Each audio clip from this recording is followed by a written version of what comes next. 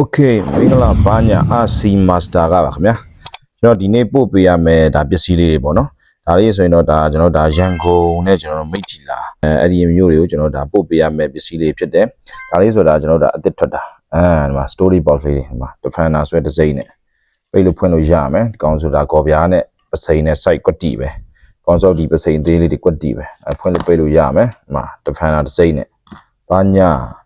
ဒီစိတ်ရုပ်လေးတရုပ်ပါမယ်ဒါဆိုရင်တော့ဒါလည်းဒါစီပုံးလေးဒါလည်းအသက်ထွက်တာသူကတော့အိတ်ကိုကတော့ဒါအမဲလေးနဲ့မှာသွားတာပေါ့နော်အမဲလေးနဲ့သူ့ရဲ့အထိုင်လေးကလည်းအမဲလေးနဲ့ဒီကောင်လေးကတော့ one turn site လေးဒါလေးကတော့ကြီးမယ်ကိုလာဘူးလေးတွေချင်းလေးတွေလည်းရမယ်နော်ကားခေါင်မိုးမှာတင်ထားလိုက်ဂလန်နဲ့ဒီကောင်လေးကလည်းဒါကအသက်